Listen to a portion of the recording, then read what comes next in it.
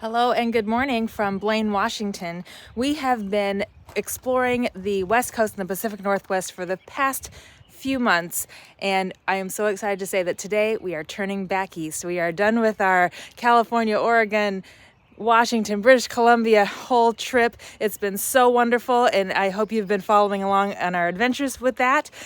Today we are going to start heading back east to make it back to New England by June, but along the way we're going to have some more adventures. So thanks for coming along, and let's go to Idaho.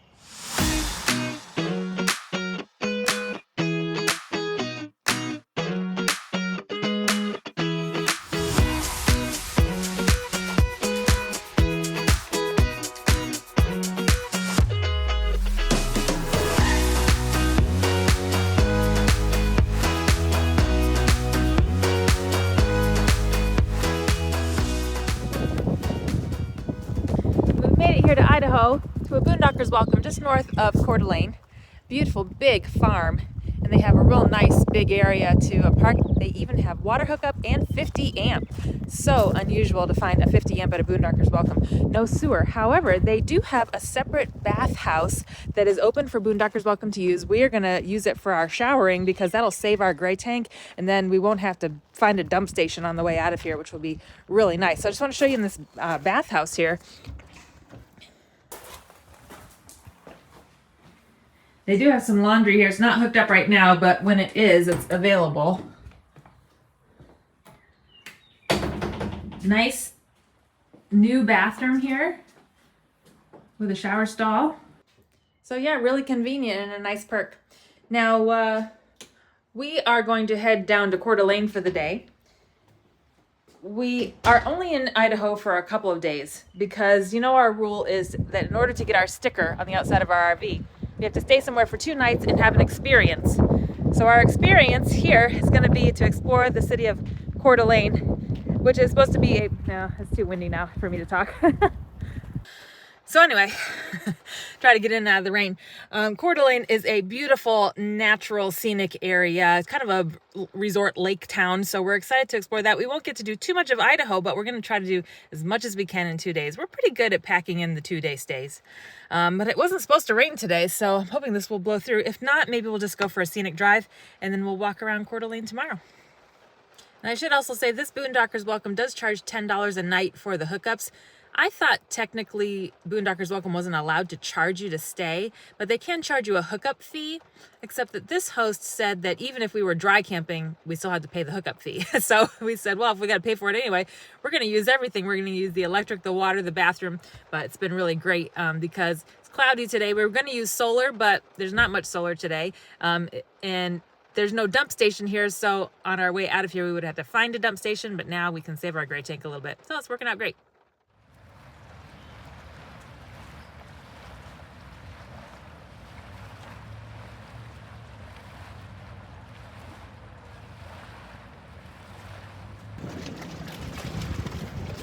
So here we are in the world's longest floating boardwalk, according to Coeur d'Alene Resort.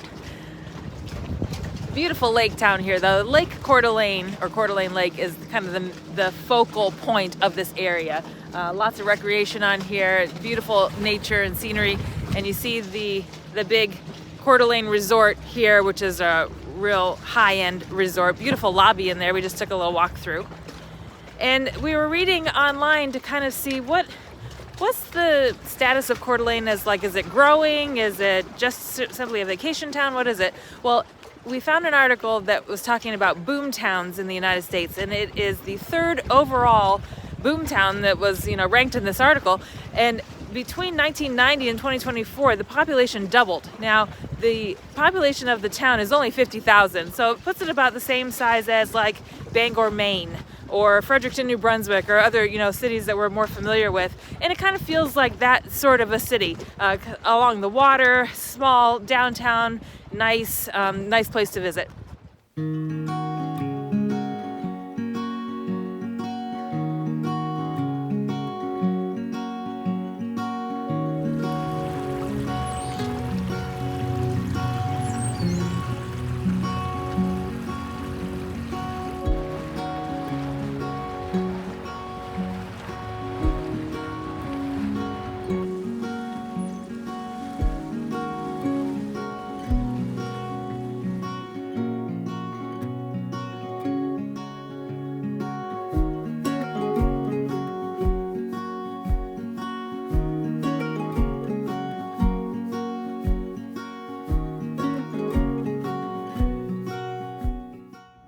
Coeur d'Alene seems like a really great town for kids. There is so much to do for kids around here, and it's very walkable. Lots of parks. There was tons of kids in this little toy store that we saw in the shopping plaza near the resort.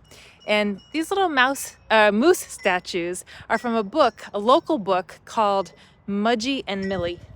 It's about this moose named Mudgy who is looking for her friend Millie the mouse around Coeur d'Alene. So there's 5 different statues around the town that have little excerpts from the book at each one, and you can kind of walk the town and read the story at the same time. And we saw the actual books in the toy store. So it's very local and easy for, you know, kids to navigate and fun paths to do. So I think it must be hopping here in the summer. There's so much to do.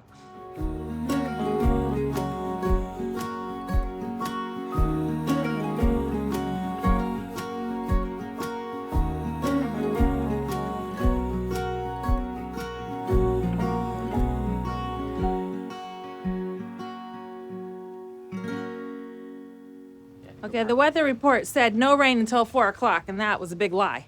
So I think we got the walking tour of Coeur d'Alene, though. We saw everything we wanted to see. And in the visitor center, we picked up a little Scenic Drives brochure. So let's see if we can salvage the rest of the afternoon with a little drive.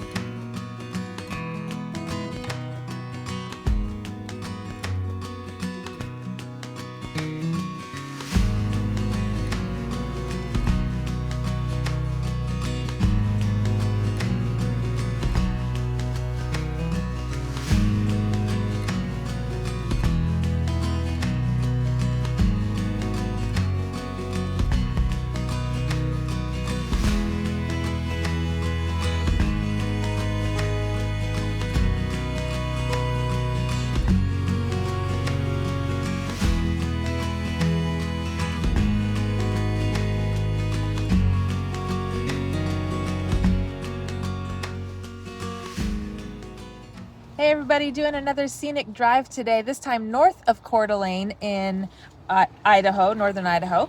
And we picked up this little scenic drive map from the visitor center. So today we're doing the Pend Oreille Scenic Byway, which goes around the Pend Oreille Lake. And it's another cool rainy day, so probably not going to get out and walk too much, but the river is a lovely drive. We're stopping in this little town of Sandpoint to grab a geocache, which I just did at this pizza place. And now we're gonna just keep going.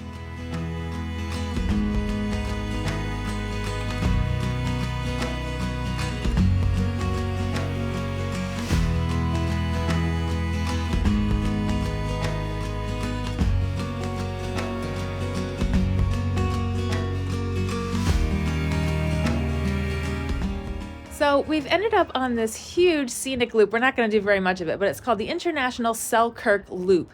And it's a driving byway through several areas: Montana, British Columbia, Idaho, and Washington. And it goes around the Selkirk mountain range. That's the name. Lots of cute little historic towns along the way. We're actually going to bring the RV up a little bit of this tomorrow when we head up to Alberta.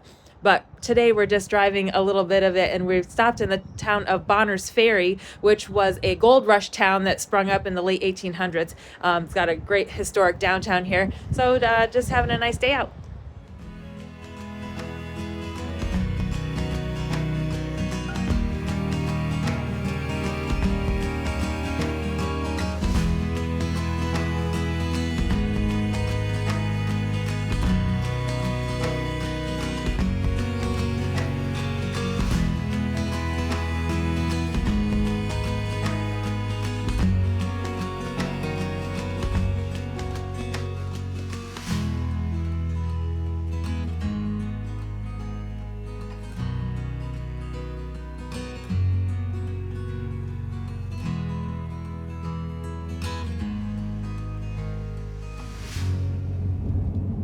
All right, we're done with our Idaho portion of the trip. That was a whirlwind 2 days, but I feel like we got the essence of northern Idaho. Yeah, especially for northern Idaho. That was a good dosage. And the more we were here, the more it really reminded us of northern Maine.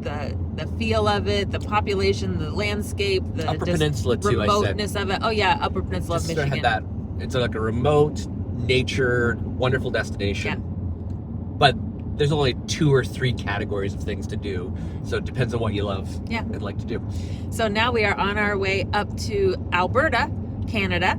We've got some friends and colleagues up there that we're going to be visiting with outside of Calgary, and we're about to cross the Canadian border for the first time into, well, actually we're crossing into British Columbia right now, and then we'll be into Alberta. Yes. But we are going to be crossing back into mountain time for the first time in months. We're so excited to be heading back east and getting back into the time zone rhythm of what we're used to.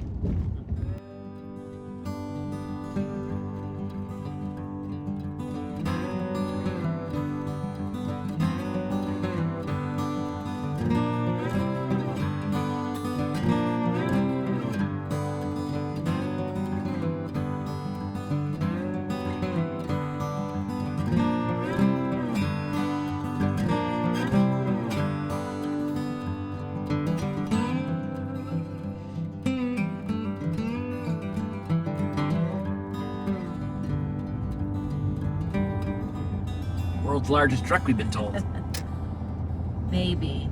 I think feel like I've there's seen larger bigger. than that. Come on. I don't know.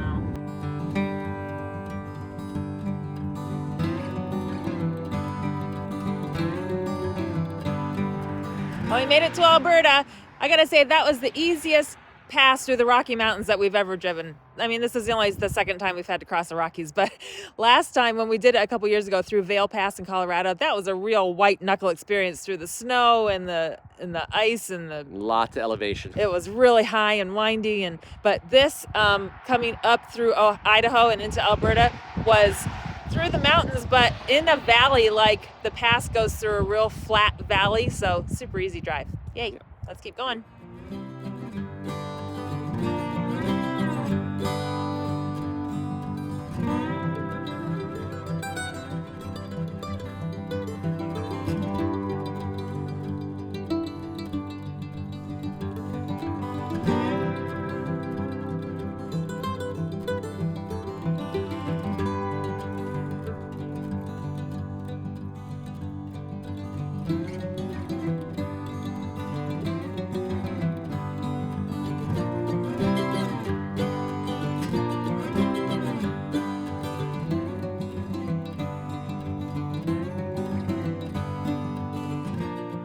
Come back next week to see the rest of our trip to Alberta. Thanks so much for watching and have a great week. Bye, guys.